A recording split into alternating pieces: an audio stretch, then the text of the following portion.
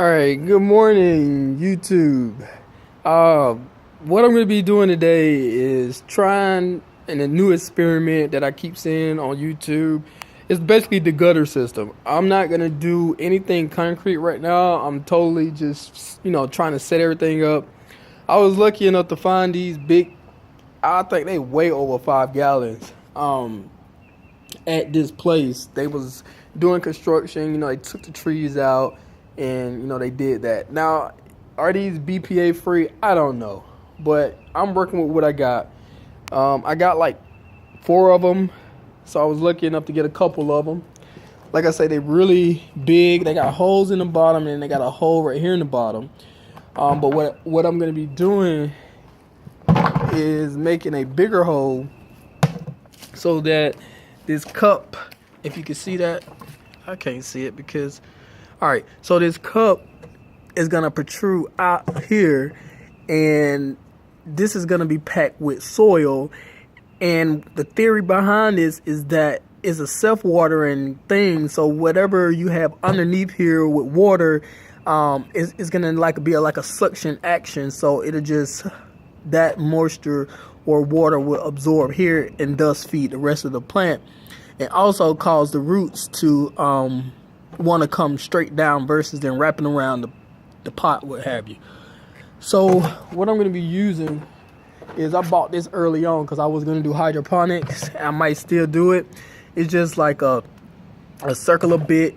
You drill that. I hope it ain't too big, but we'll see. If I mess this one up, I got another pot, so we'll see. So what I'm going to do is go ahead and open this up, get the saw and Mr. B. The one thing I can note is that I have a lot of bees, so I'm not worried about no pollination going on. It's too much pollen falling everywhere. Pollen is everywhere. Bees are everywhere. So if I could get my plants up and running, I'm just going to do an experiment on 1 or 2 tomato plants, see how they start thriving, because right now I got them over there in those little cups, and they're starting to not, I see the roots are getting really big, so definitely they're gonna have to get out of there.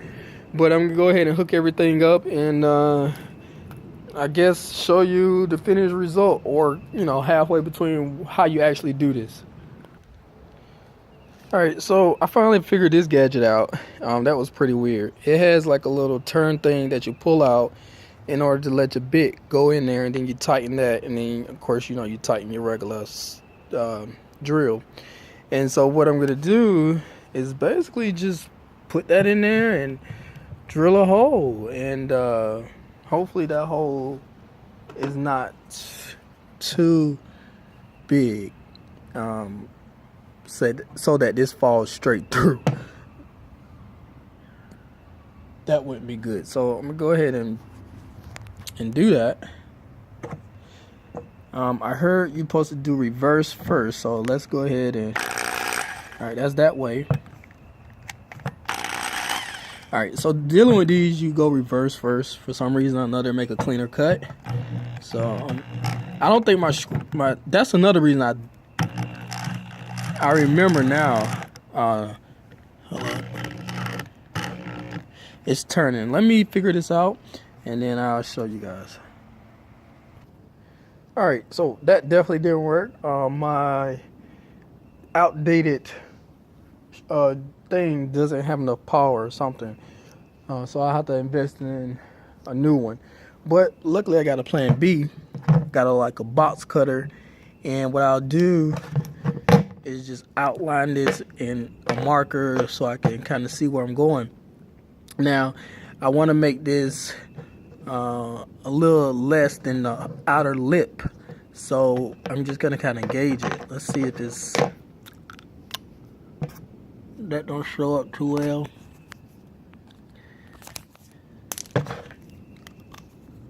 Alright, so alright, so what I would do is just circle this with an outline and do it that way. So that's the circle, and what I'm gonna do is come in about a little bit away from the circle. So what I'll do at that point, I'll kind of just bring this out a little bit and then make a second inner circle. Alright, so that requires a little creativity. So what I'll do is I'm just going to cut the inner circle so that the lip have enough to fit on the outside. So I'm going to cut the inner circle with my box cutter. Luckily this plastic is not that hard. I just have to be real careful and cut this out, and I'll be right back. So what I did is made, I think it's upside down. Huh. Alright, so what I did, sorry about that. So what I did is made 4 slits, one this way, one this way, one this way, one that way. And then that way it'll be easier to go around and cut them out. I thought this was worth showing because this plastic cuts like butter. So basically what happens is once you get it lodged up into that groove, you just go ahead and slide. Look how easy this slides. Of course you have to pull this up a little bit. Hope you can see this. And it slides, as you can see. It slides really easy.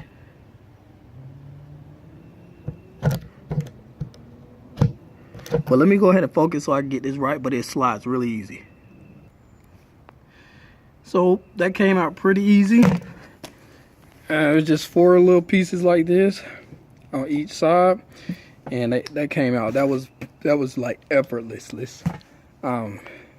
So what I'm gonna do is from the outside, I'm just gonna test it and make sure that and see how that sits there. It got a lip, so that lip on the outside allows it to sit. But of course, it's gonna be the opposite direction. It's gonna be coming in like that from the inside. Now, one thing that I noticed a lot of people saying is that the dirt, of course, is dirt. It's going to come out of these little holes. And then in the drainage system area, you're going to have issues with, you know, the dirt just falling out. So what I'm going to do is, you ever had a sock and you put a little sock in water and it drains up all, you know, it goes all the way up the sock just by the edge. Well, the same theory here. I'm just gonna get like an old shirt, cut a little piece off, a little square, and put it in there, and then pack that with dirt. And let me cut this cloth up, and then I'll be right back. All right, so I cut a piece off, kind of big enough, you know, to fit in there like that. That way I won't lose the dirt, but the water is still gonna soak in. And so I'm gonna go ahead and pack this with some dirt really quick. All right, so I got that packed up with soil, and what I'm gonna do now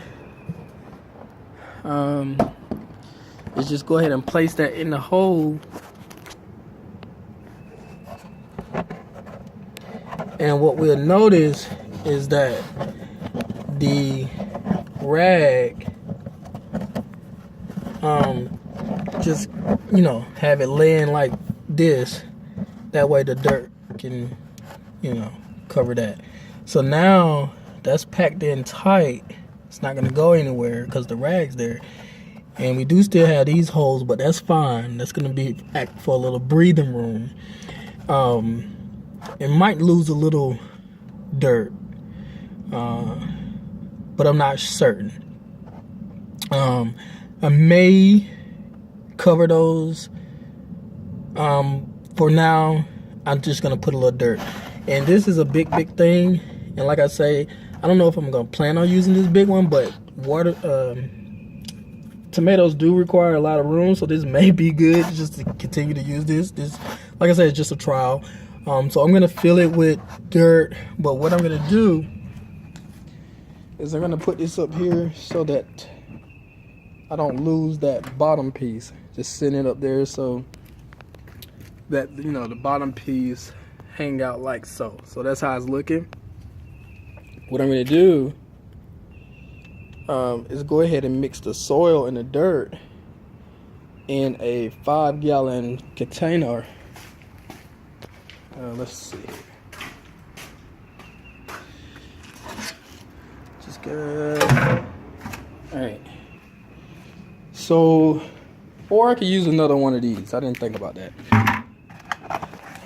So what I'll do is get another one of these and mix it up, and then I'll be back.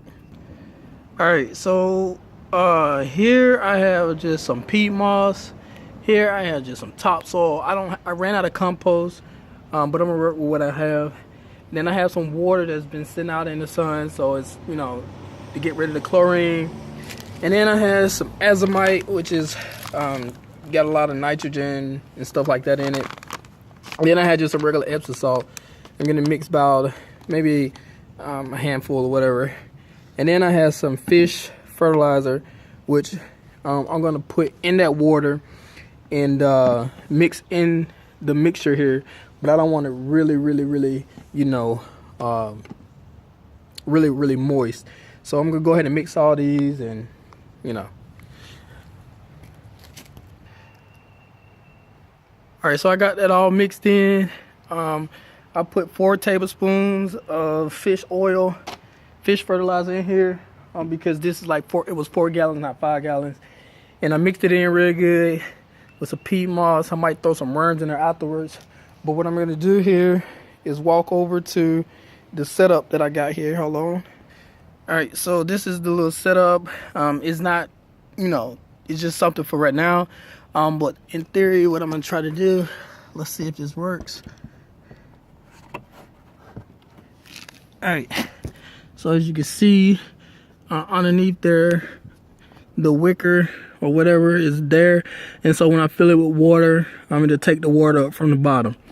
So what I'm gonna do is go ahead and fill this up with dirt. So I'm over here trying to not get stung by bees. But what I'm gonna do is go to get the biggest, the 2 that's not doing the best, which is this one and this one. And since that is a big pot, I'm gonna go ahead and put 2 in there. All right, so I have the 2 here.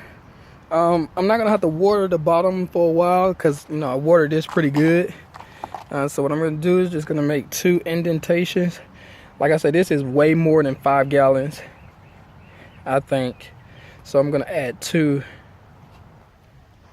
of these tomato plants in here. So I'm just gonna go ahead and just let these fall out, and I'll show you the root system to see probably how it's looking. All right, so see how the root is? They're wrapping. They're pretty good because they're white, but they're definitely ready to be planted somewhere else. So I'm just gonna put these in the hole.